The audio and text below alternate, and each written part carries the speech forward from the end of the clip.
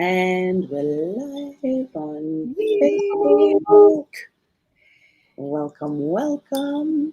All right, I'm just trying to get this situated.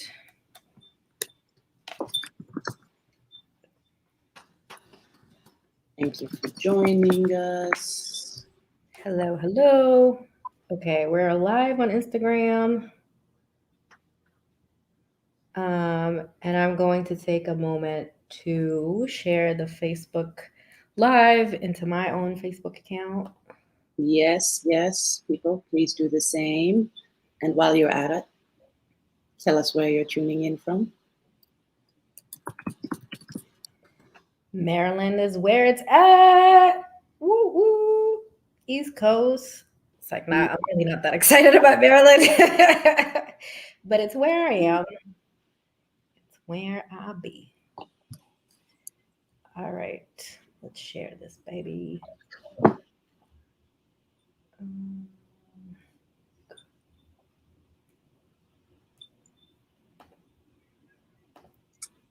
Hello.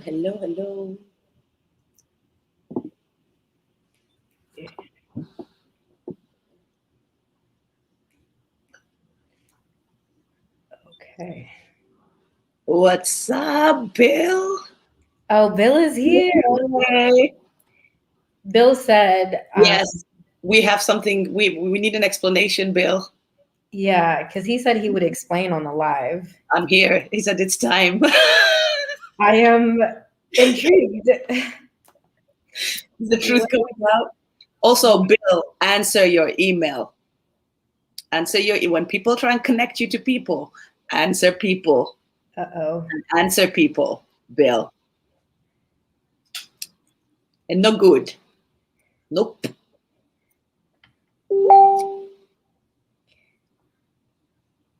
Okay.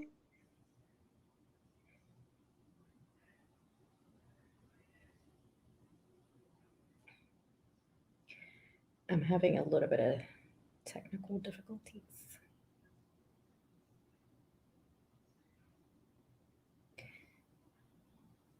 And I think I'm almost ready. Okay, so sharing this live now. Oh, he's just going to say, I'll check my spam like that. In my face. Bill. And I think... Bill. All right. All right, we're seeing more people tune in. Welcome. Thank you.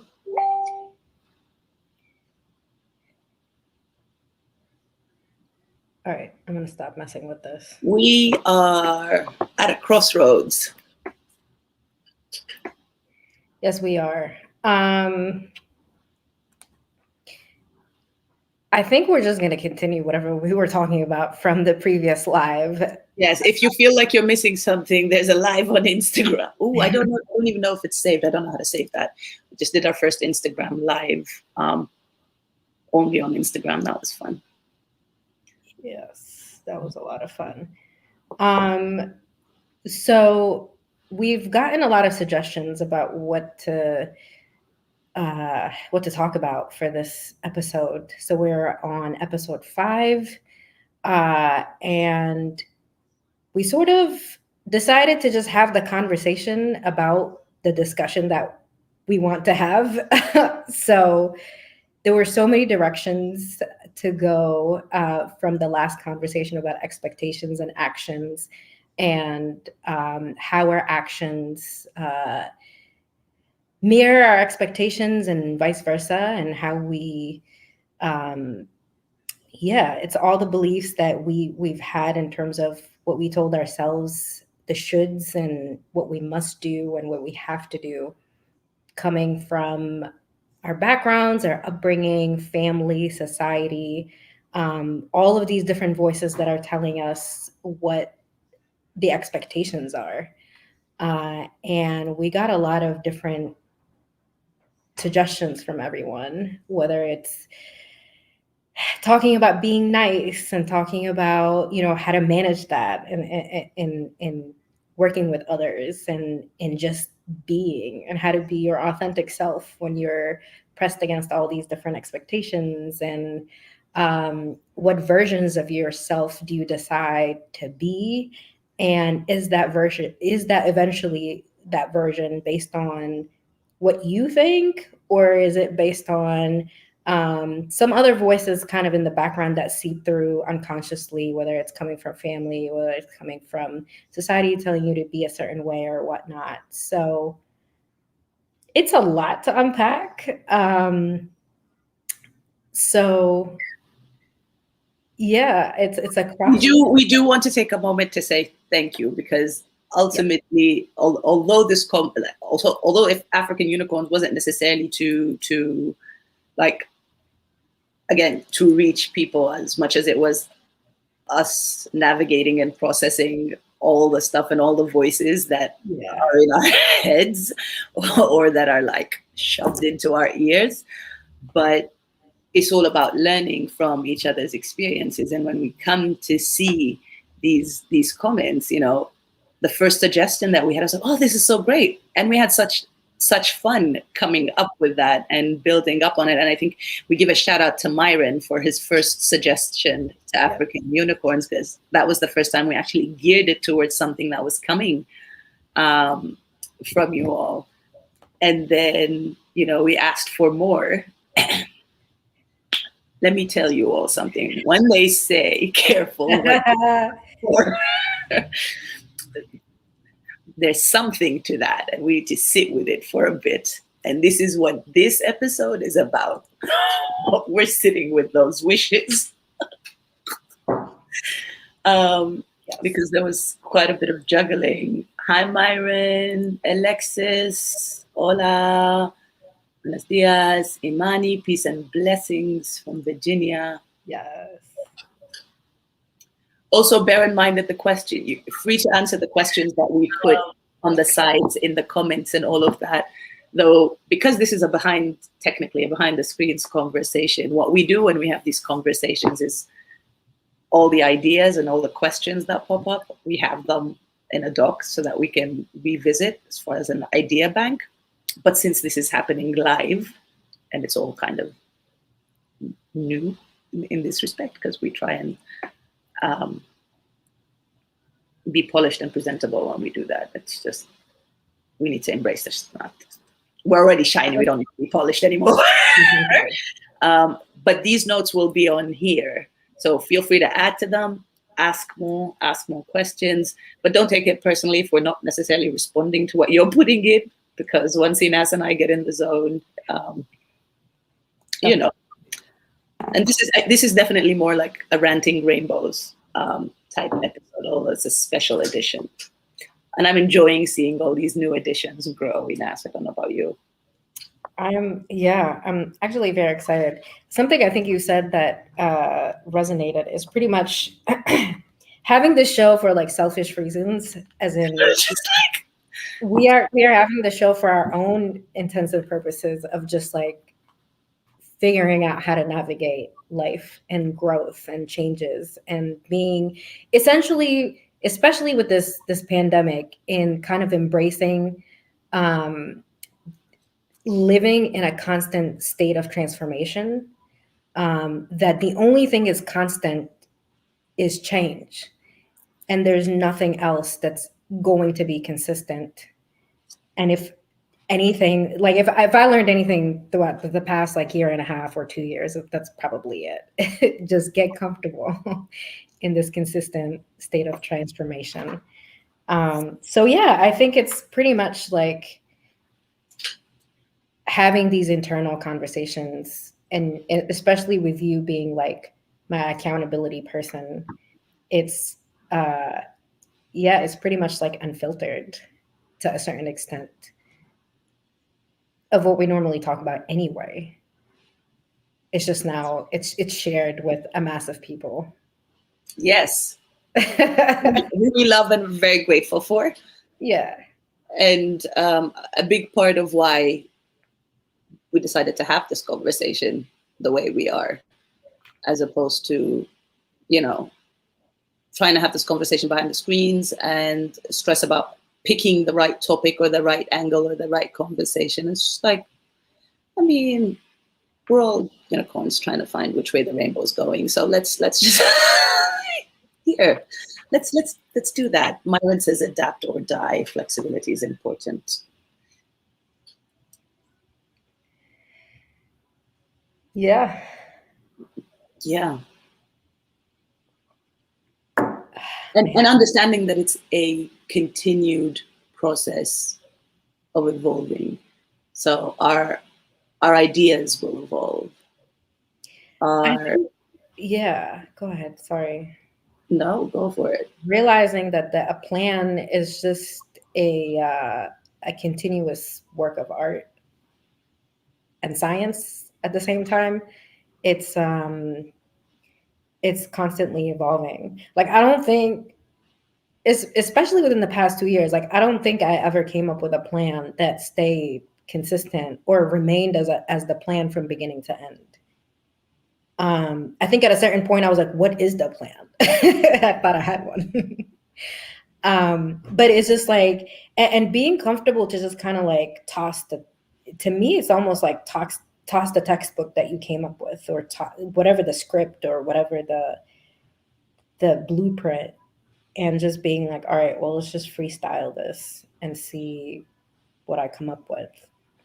Whether it's a job, whether it's a project, whether it's a relationship, it's just kind of, being okay, embracing the whole like being in the moment, and looking and treating it as a journey versus like the destination. But you see, this is ingrained in, like, if you think of it like you're born, you're a baby. Mm-hmm.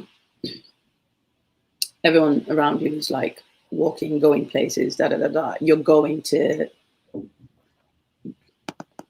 try and get up and do the same thing, but there's a destination you're trying to reach. So it's not so much that you get up and you walk. I mean, you're thinking about that maybe on some level, but what ultimately gets you up as a child and trying to reach something is that you're trying to reach a destination. So it becomes about the destination and not about the journey, not about the steps you're taking. It's once you've reached there, okay, I'm reached here, where else am I reaching next? And so everything starts becoming about the destination, the goal, the end goal, the end process. And that's an important part of it, but you're discrediting the entire process in doing that. And you're being very unkind to yourself, because you just like put to the side all these baby steps, literally baby steps, that got you up on your feet, got you running, got you jumping, got you breaking stuff, and got you leaving wherever you want to leave and going wherever you want to go. It was those baby steps. And somehow these baby steps are no longer enough, are no longer something to look at. It's just we forget quite easily.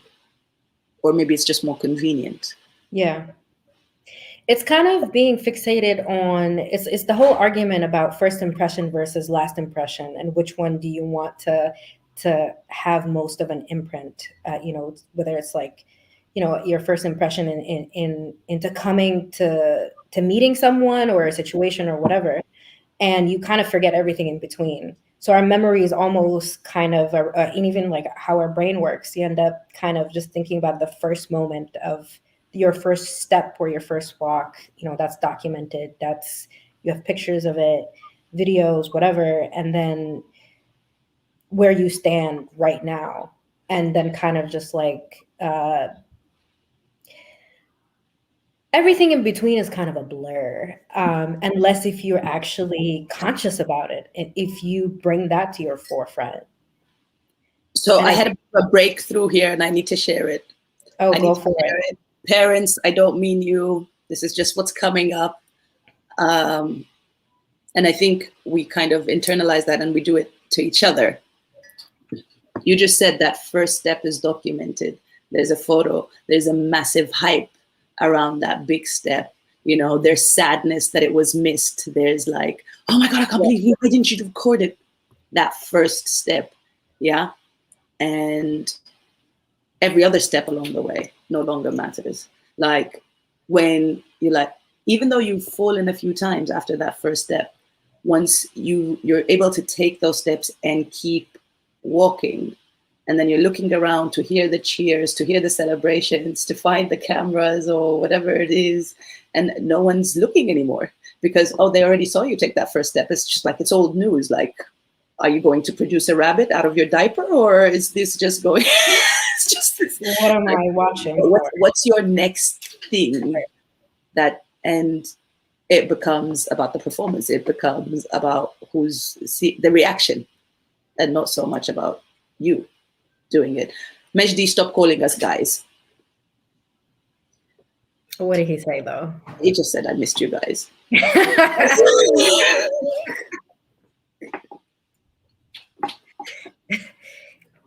Okay.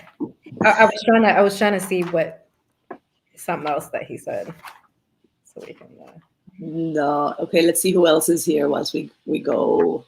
Okay. He did say, what's good, sis? Oh, okay. First, and then he said, I missed you guys. Why do you not like guys so much? Explain your relationship. I feel like this is a season on its own, Inas, to be honest. Really? Yeah. Big deal. It's not because it's not just about guys. It's Okay. about words.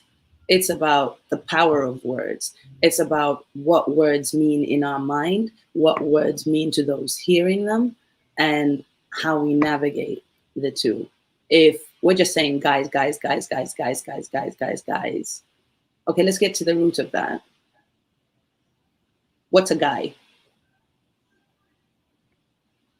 One. It's just like one of them. Like if there's one guy, where's your mind going? And I didn't understand my mother when she said that, because, you know, my sister got a nice flying up her head when she was leaving the house once. Obeb is a slipper, a very powerful wooden slipper, which can sometimes be weaponized. But anyway, you know, my sister was leaving the house. You know, we had family there, uncles, aunts, whatever. And then she's like, all right, bye, guys. That Obeb came flying so quickly with its like radar and like flipped a corner and got her, because mom's immediately just like, we're not guys. What mom was talking about at the time is like guys as in our age group. Like you have to pay the respect for the elders.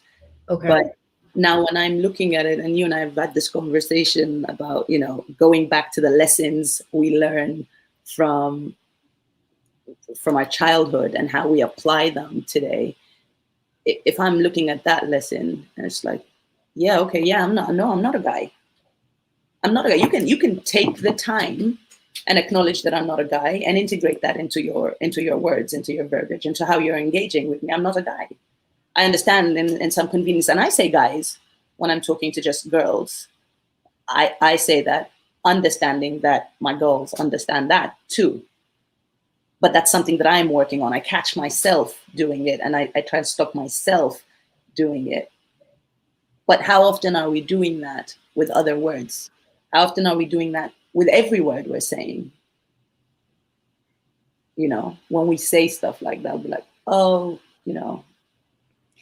So my question is, I mean, when do you stop that constant reevaluation? Are you recognizing what we're doing? We have not addressed not one word from that crossword puzzle. You are right. Let's go back to. Thank you for bringing us back into topic. Well, I kind of hit on expectations again. I think there was a lot of interest in kind of talking about external versus internal expectations, or at least that's how I kind of view it in my mind. As all of you have your own internal expectations of yourself that you hold yourself to. And I think a little bit, we got into a discussion actually last time about the difference between expectations and standards, and whether there is a difference between the two. And I think the argument about, I'm just going to toss expectations out the window because I don't really care about that anymore. I think in more so of a rebellious effort to declare your nonconformity to how people view you or what they expect of you. And rather, I'm just going to say I have my own standards, and that's just what I'm going to hold myself to, and ignore the fact that there are societal expectations, because I don't really care about that anymore. But it's actually in play, whether we realize it or not, whether we choose to acknowledge it or not, and whether we use a different word like standards as a scapegoat and say, I'm just going to have standards, whatever, expectations to the side. But isn't it the same thing? Where are standards and expectations really coming from? Like, where's it's not so much that it's the same thing as in the same meanings, but it's also what's instigating these expectations, what's instigating these standards. Right. In that sense, it's the same thing. And then again, we go back to, are you doing this for you? And if you're not doing it for you, who are you doing it for? Are they aware? And is that something they want? Is that something they're ready to receive? Is that something they want to be part of? Jessica's birthday party. You planned the birthday party. You did everything. And Jessica comes in and she doesn't even like parties. She doesn't acknowledge birthdays altogether. But like Jessica's new and you were trying to welcome her. But now I put on all this effort and took the time. Like, I took the time to do this thing for you, and you don't like it. Did I tell you to do it? Did I tell you to do it? Did I ask you to do it? No, you chose to do it. Then.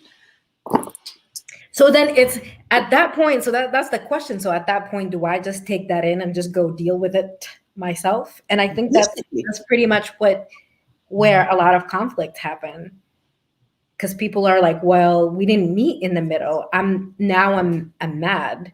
And then when you ask the question, like, what are you mad at? I'm mad at myself for assuming a whole lot of things without really asking questions. And also in the shoulds and what we have to do and the must, we kind of socially hold ourselves to this standard that, like, I have to put on this birthday party, or I have to like do this to reciprocate, for example, something that Jessica has done for me, or to show everyone my party putting together skills, or whatever like that thing is for you. That's what you have to go deal with on your own. So I think a lot of the times it's like, even in coming together and trying to mend that conflict, if there's a conflict that's going to happen between Jessica and me at a certain point, because I'm like, I'm mad because I didn't get the same reaction that I thought that I was going to get. And it's like, at that point, the question is, was I doing this to get a reaction response? Yeah. Reaction in mind, just like how I wanted it to come out. And for me, let's just pause here. And just unpack that a little bit, because it just sounds so ridiculous. It's like, how dare you not have the same like excitement and reaction that I had in mind? It's just like, it sounds ridiculous if that's the only thing that I'm really hung up about. So I'm interested in this coming out. Tara and I were just another great, fantastic unicorn. Tara, if you're tuned in, we love you. We're talking about, I was asking her about a situation that I find myself in. It's like, what do you make out of this? And she started responding, as her. And she's like, okay, I wasn't clear. I probably know what you would think about it, but like, I'm just trying to see what do we make about this situation? And she's like, yes, but I'm saying it as my point of like, this is what I would do. And it took a bit of back and forth, and then obviously the most obvious natural thing came up is that our point of reference for things is how we do things, like our first point of reference. Like, okay, we take other people's actions and precedence and all of that into consideration. But ultimately, the first thing you go to is how you did it, are doing it, or would do it. And when we operate out of that lens, whether we like it or not, there are expectations. You are expecting people to think, act, process, want, do like you. Like you're taking that as a given, even if you know that people are different, even if you know we have different experiences, you're conscious about that. But it's just the first thing that comes up. Yeah, like a very simple example, and this happens all the time because of my questionable relationship with dessert sometime. But anyway, so if I want to have a cake at like midnight and I'd be like, hey, as I'm having the internal debate, I'm like, hey, do you think I should have this piece of cake? And then you'd be like, no, I don't think so. I don't think it's a good idea because you just had 3 other pieces before this one and it's midnight. And I'll be like, you're not the right person I need to talk to. So I'm going to go look for another cake enthusiast to support my action that I want to take, because I expect from them that they will be in line. And so even though it's like, it's a silly example, but I think that's how it manifests a lot of the times, where whenever we catch ourselves in kind of asking other people's perspectives or opinions, or because I don't want to just think about it all internally and I want to see it from a different lens. So I'll be like, hey, Dimah, what do you think about that? Sometimes I'm going in really just to get a different perspective. And sometimes I do have to check myself where I'm going in, where I just want validation to my own perspective. And I would get uncomfortable because you've presented me with a different perspective that I wasn't willing to explore, or I didn't want to explore, or whatever the reason is. I just didn't want to hear it. And now you're putting it, straight up for me to consider. And I'm like, oh, I thought you were a better friend than this, So like a lot of the times it's like, okay, are we looking for that validation, or are we really looking for what's the point of the conversation whenever we introduce or ask for a different perspective? Like, what are we expecting out of that? And back to intention and expectations, right? Yeah. What are your actions telling people to expect of you? Like, there are certain people, and I feel like everyone has someone like that in their lives, who will come and ask for your opinion, who will sit there and, whoa.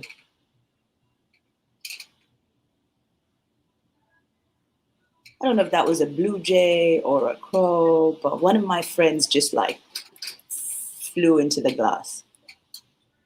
Oh, He was trying to be part of this conversation. Oh, poor baby. It is a blue jay. Oh, poor blue jay. I lost my track of thought with the bird.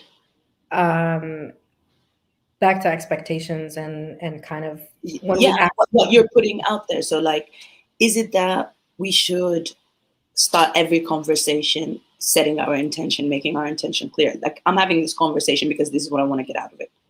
And ultimately, this is what ended up happening with Tara yesterday. It's like, because as I'm telling the story, obviously in natural, unicorn behavior, everyone's jumping in with their, magical perspective and their lens and all of that. It's like, that's not what I see that point.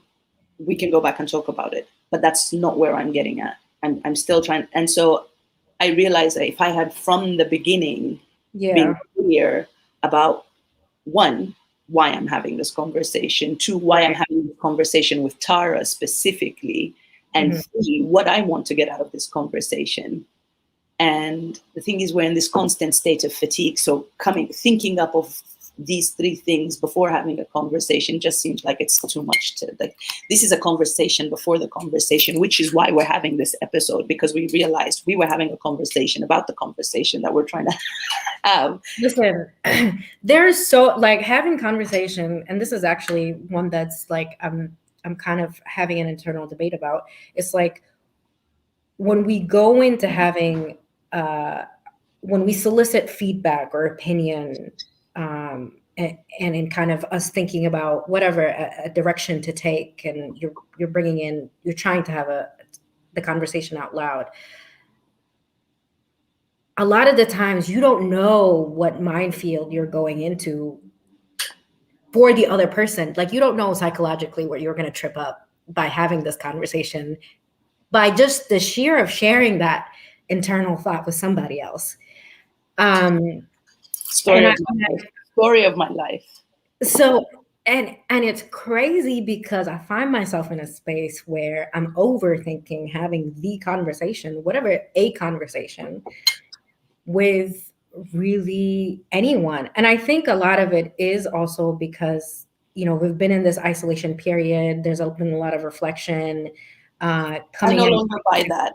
No, I'm no longer bringing this excuse anywhere in this conversation, because you know what? This has been the situation pre-pandemic, and this will continue being the situation until people are ready to be true and honest with themselves about what they are and are not ready to accept, hear, feel, be, do. If you're not ready to be in truth, in alignment with these things, yeah, this will continue happening. You are going into a conversation, you don't know what you want out of this conversation. You're just kind of like, you know, it's kind of like window shopping. It's like, I'm just like gonna go around the mall. Would you like something? No, I'm just looking. And you know, do you see that look they give you for a little bit when they ask you, can I help you with something? I was like, I'm sure you can at some point, but like at this very moment, no. I'll come and find you when I know what I'm looking for, or when I know what I want, or when I this, or when I that.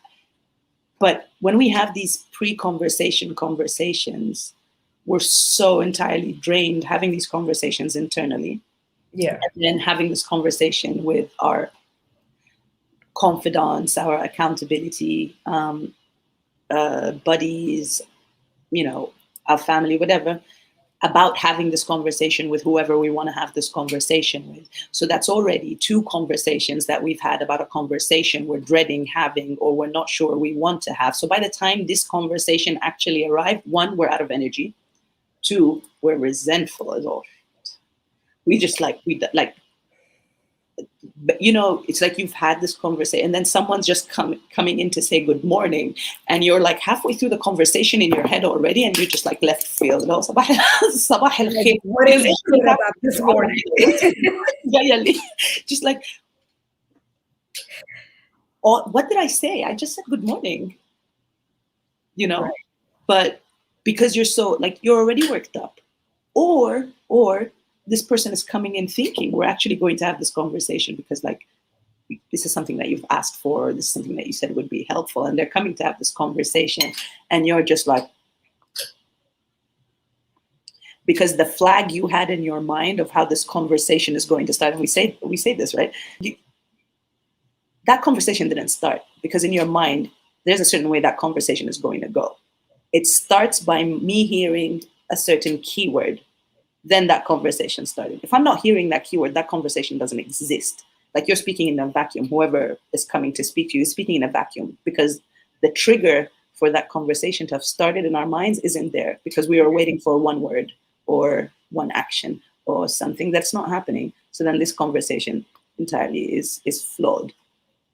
In the cake scenario, like, yeah, when you're not hearing, get another fork with you as you bring that cake, this conversation is useless for you right now. Like, it's back to, like, for me, it's are we listening to respond, to react, or to witness?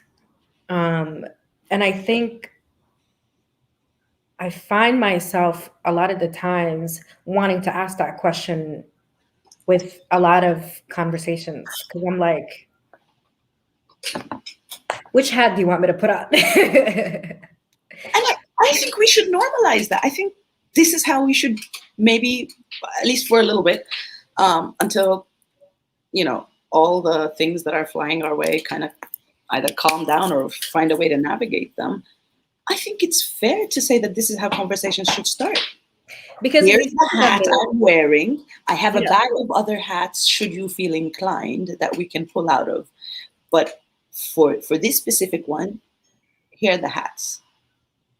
Which one do you want me to have on? Right. Because I think a lot of the times it's, especially when it comes to complaints, right? Like, why do we complain and why do we rant and why do we ruminate and all of that? And it's, there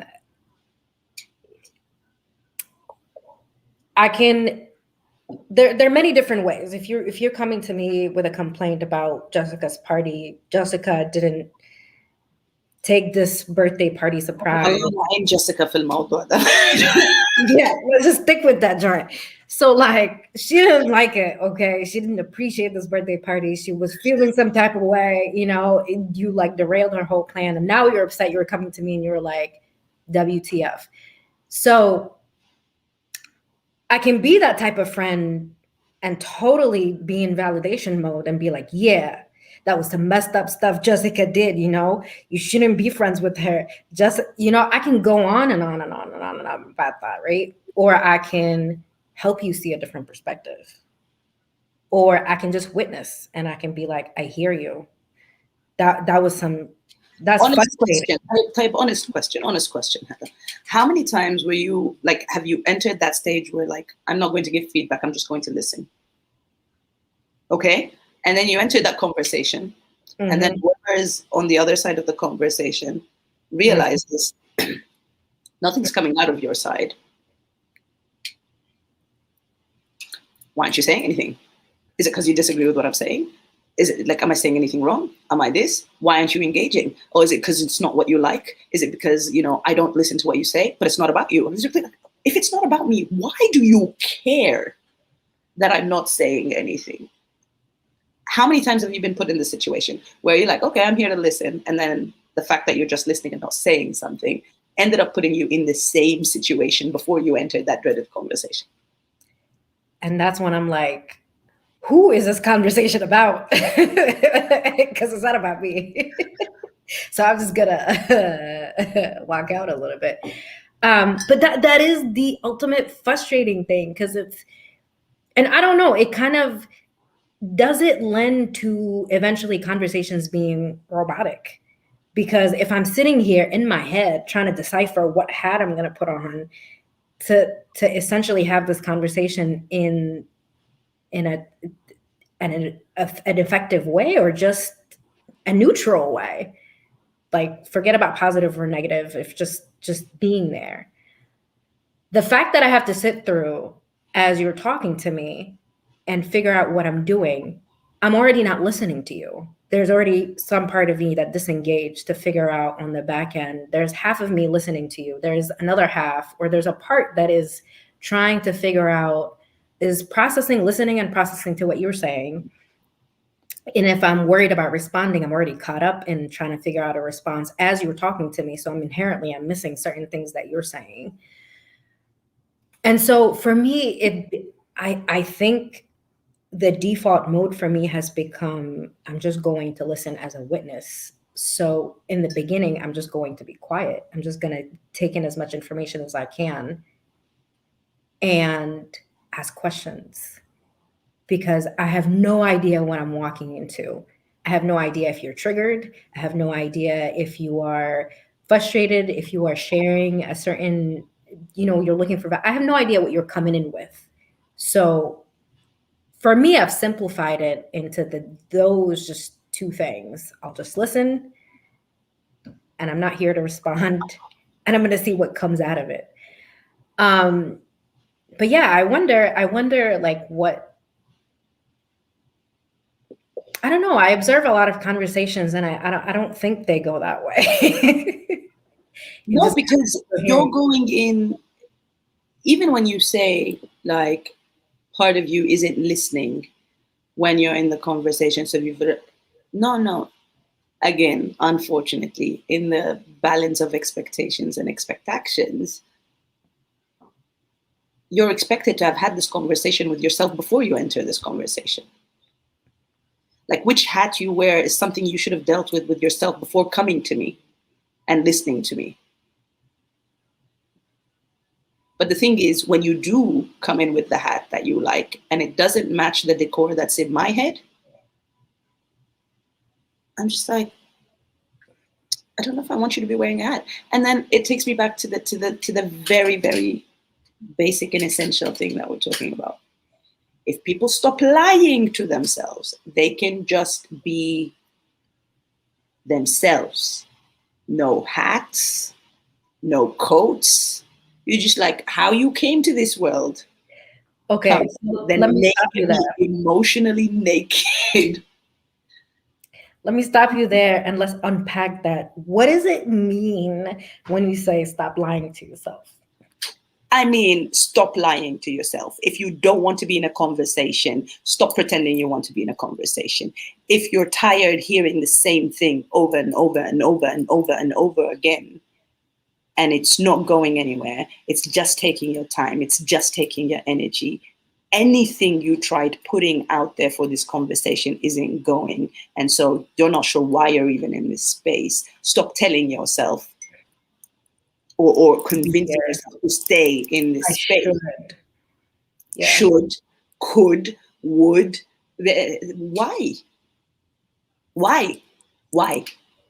If something isn't making sense to you about how someone is behaving, and you're going to sit here and nod and say it makes sense, you are creating conflict within yourself before creating conflict between you and that person. Because forget the fact that you're lying to that person, you are lying to yourself. It creates conflict within yourself. You just throw yourself off balance because yourself doesn't know what to do with you because you are lying to it.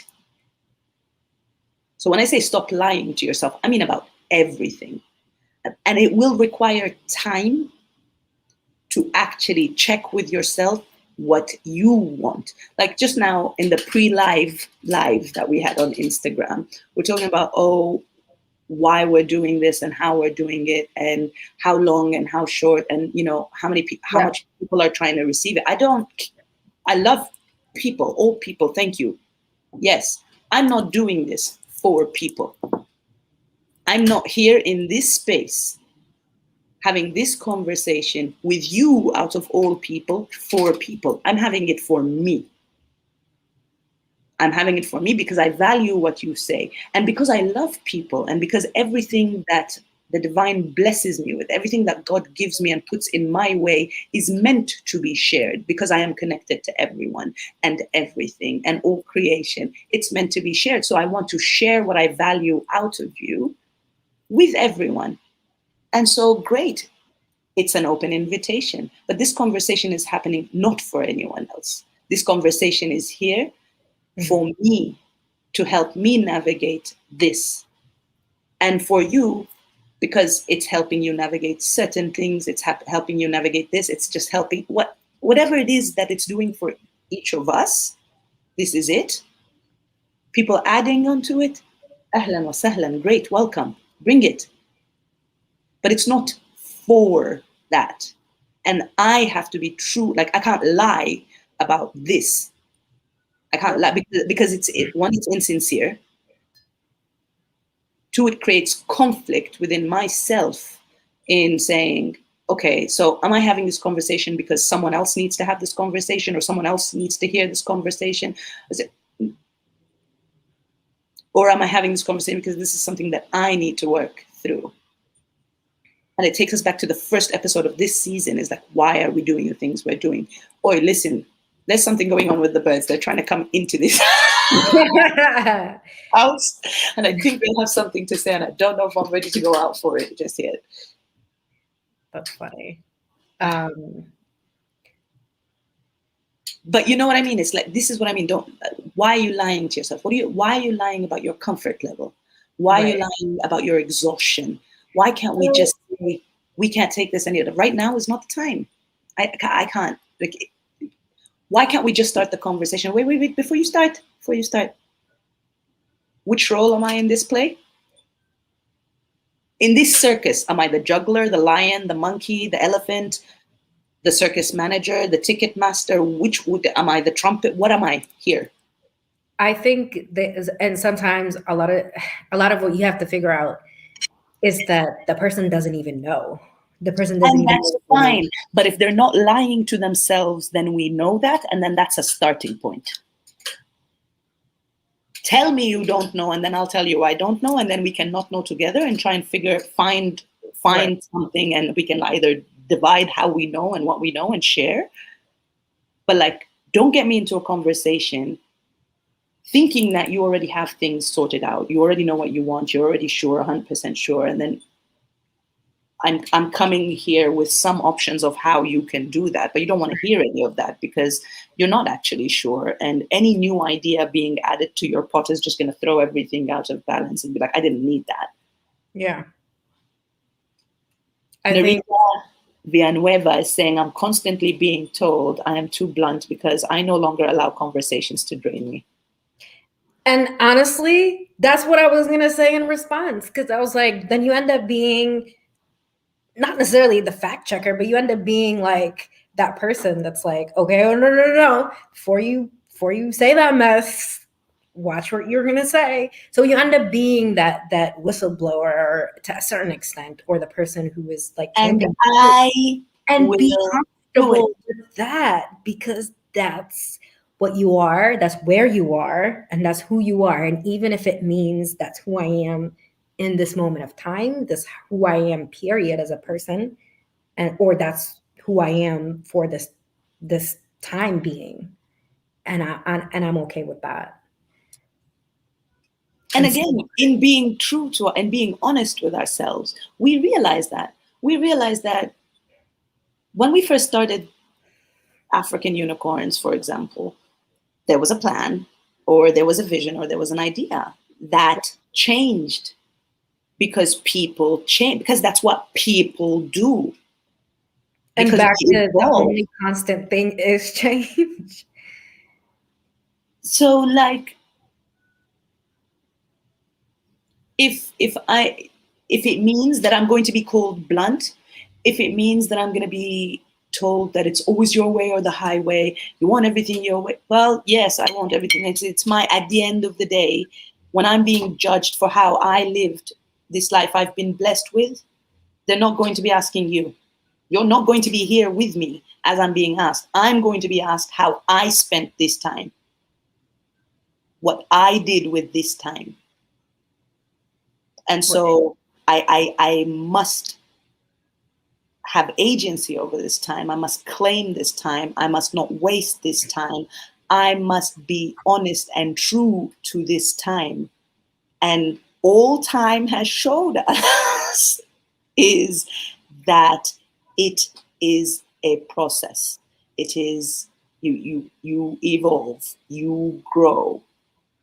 And one of my I remember I sent you this message the other day. It was one of my biggest revelations. It was just like,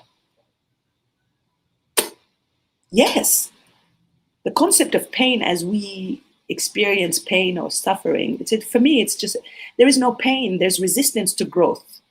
Whatever is hurting you, you're not seeing beyond that pain. You're not seeing what you're meant to learn from that pain. Everything we get is a lesson.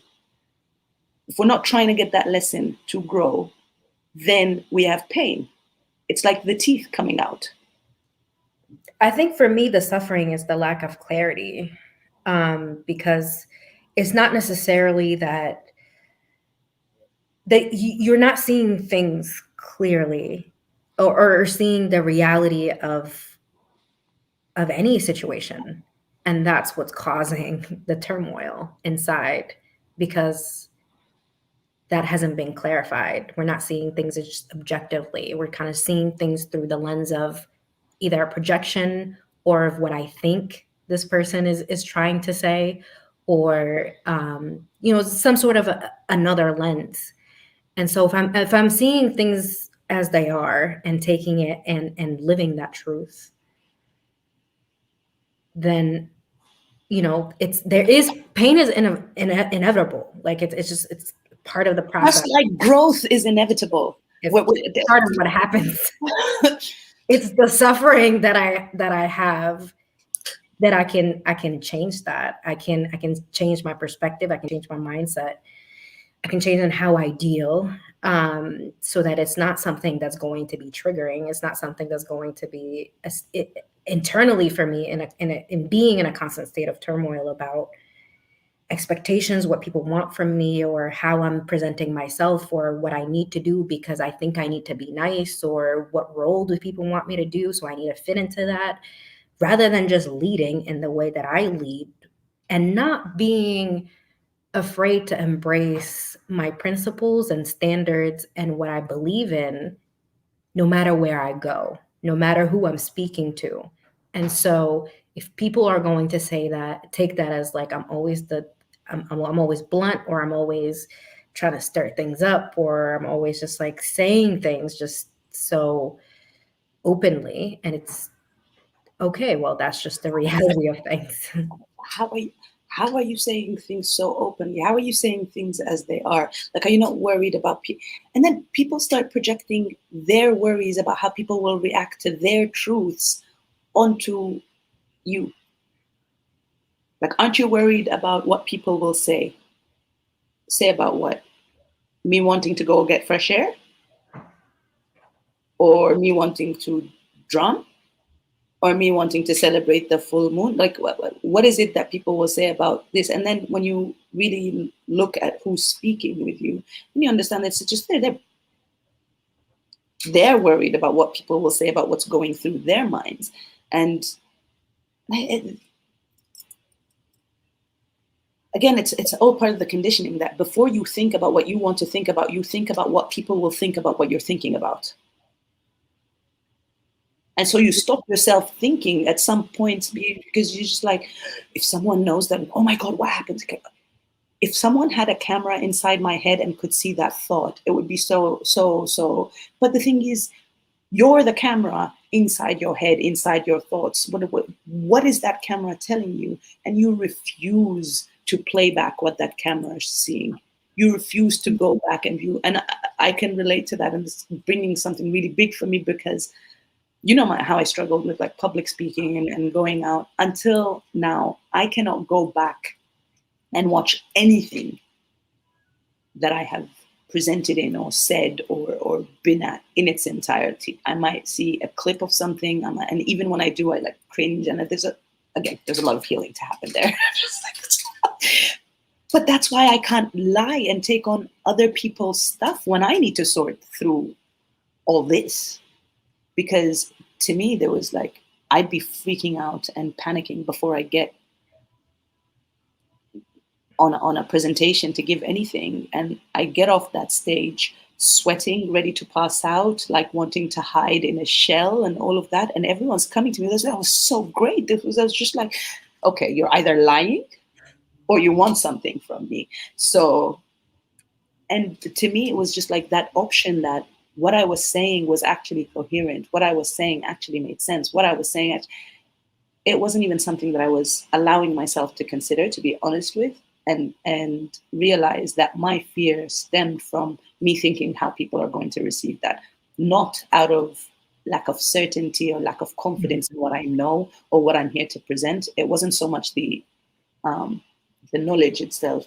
It was the imposter syndrome, and the imposter syndrome is rooted in other people. It's rooted in the external, and it goes back to trying to find happiness from the outside.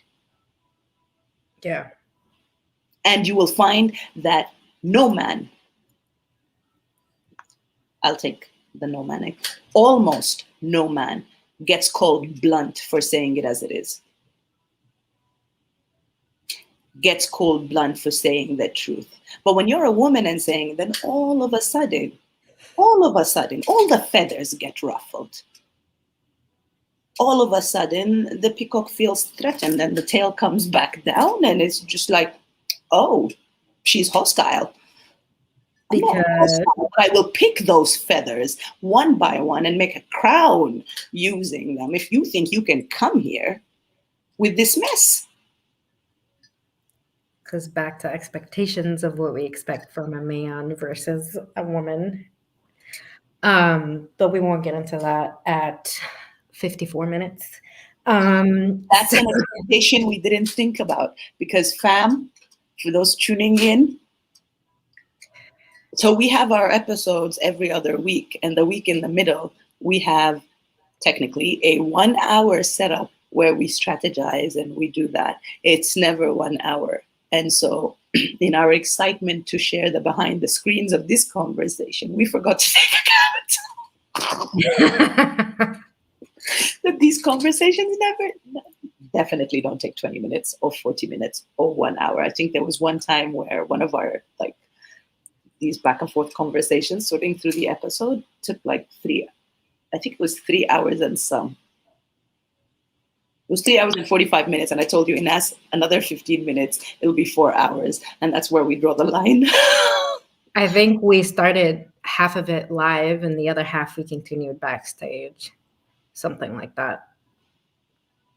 Of the strategizing for the episode? Oh, you're talking about strategy. Yeah. Okay. Yes. Because technically this is what this episode was. This episode, we decided that we're strategizing. We're just doing it live and we're inviting people behind the screens. And we forgot to let people know that when we have these... This is how we strategize. Just talk. Rant. How are we going to do this? What is this exactly? We're at 56 minutes. Yeah. I don't know. What are people saying? Oh, good point. Okay, let's go. Where did we stop?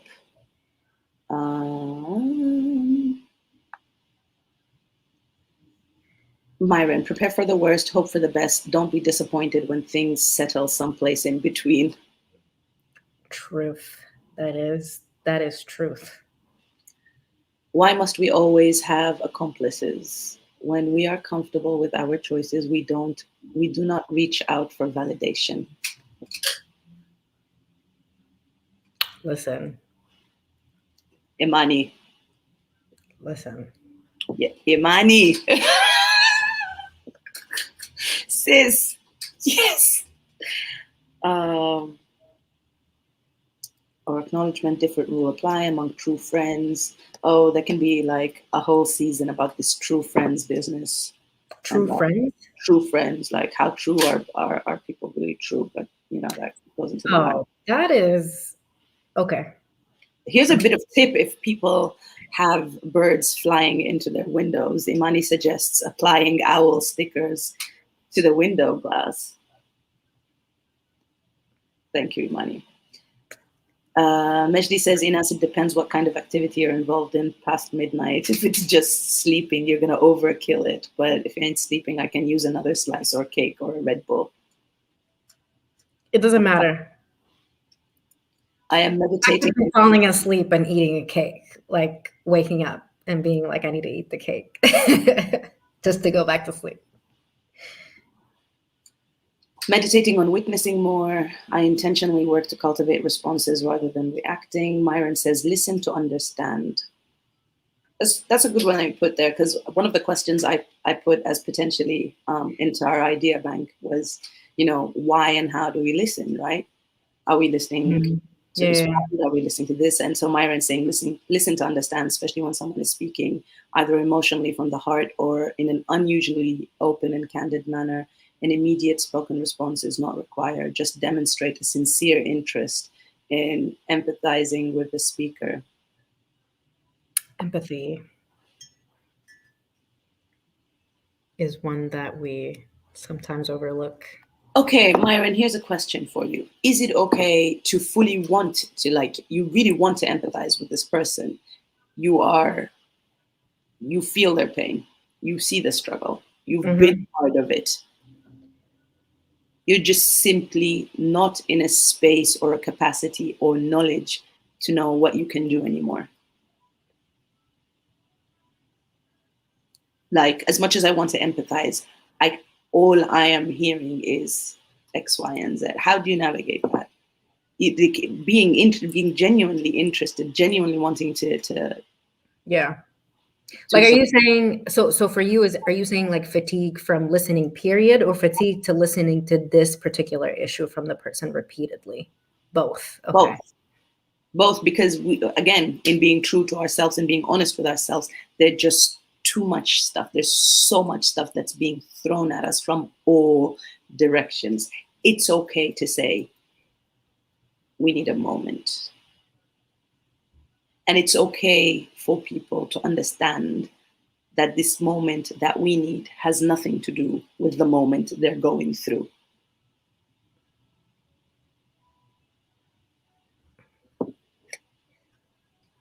There, why listen and how? Myron says, witnessing is a good starting point. Imani says, I no longer have the patience to worry about receiving their word of validation from others. I will not agree because it is expected.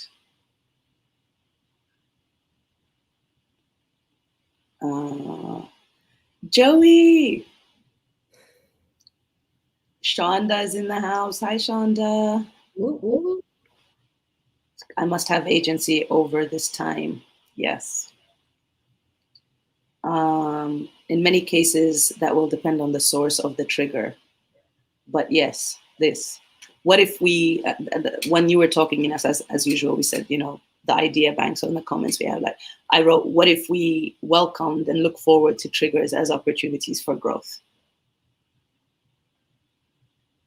Mejdi says, unicorns' voices are healing our souls.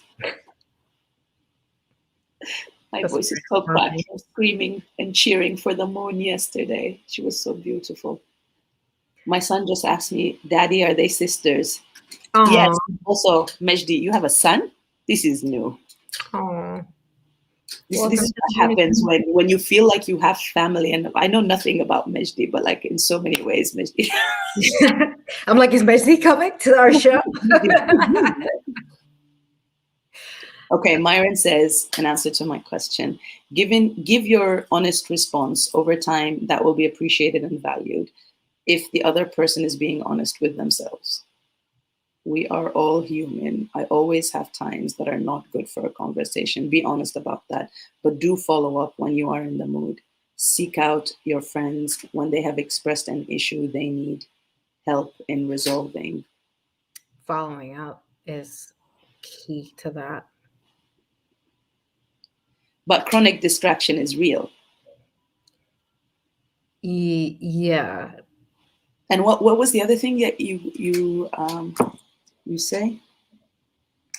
Anxiety as a lifestyle?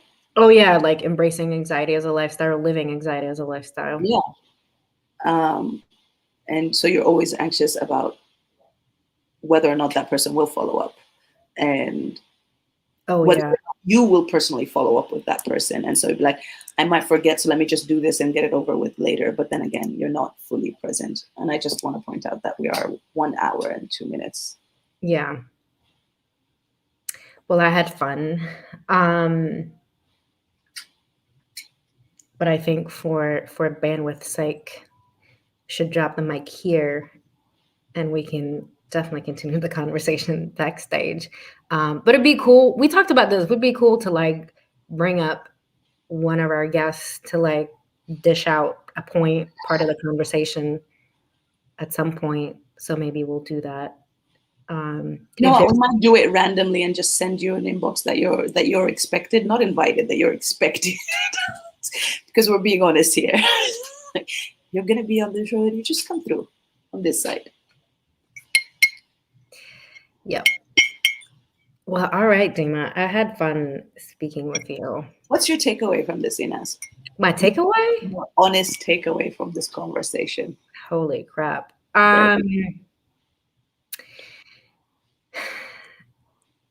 It helped. I'm not gonna lie. It did help my anxiety a little bit about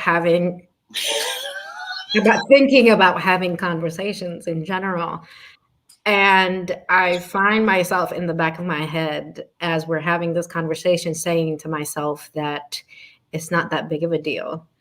And I think a lot of the times when, the expectations of how you're going to be received, or the reactions that another person is going to have based on whatever you're saying is so grand that it stops you from actually either speaking your truth or really contributing or being engaged. And I find myself asking the question, what is the big deal?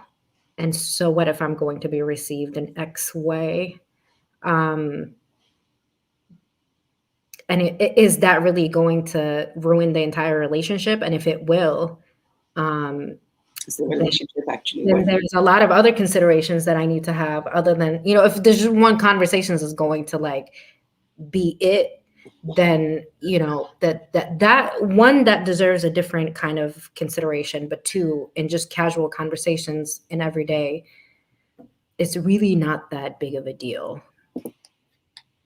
And I just have to like keep saying that to myself, and not really worry about being blunt and how I'm going to possibly hurt other people's feelings with that bluntness. So it is what it is, right? So that's what I'm thinking about. I feel there's another episode after we end this broadcast. I don't know how functional I'll be for it. And we wish we could invite you all to the rest of it. But I just feel, again, for bandwidth, as Inas said, because she's the one who has to deal with all bandwidth-related things and chopping and editing.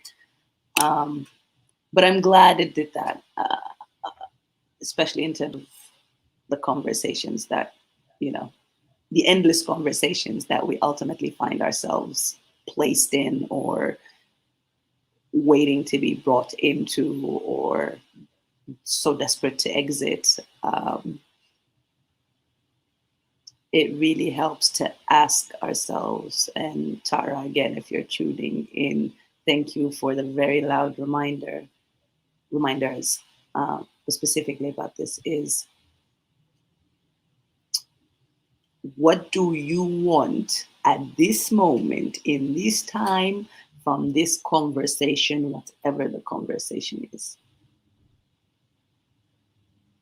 And this conversation is an affirmation, a confirmation, a reminder, again, of that. I don't know where our next episode will be. And in that respect, that wasn't one of the intentions we had for this episode. This episode wasn't necessarily so we can call or we can find out what we're doing next, but really it was this process. And Imani's saying, thank you. Many thanks for a view into your processes. Mad respect and much love. Thank you. This is us trying to restrain ourselves to some level as well, because, our mothers are still tuning in every now and then. Love you. Myron, the takeaway, this is a great community to be a part of. All right. Thank you, Myron. Myron says there's an after show. Always. You trying to come through? Are you trying to come through, Myron? Here's the question. Because if you're coming through to this after show, if we end up having the after show, you will, at some point, you are promising, you are writing, this contract that you will be on a live show. Is this something you're ready for? And be honest with yourself.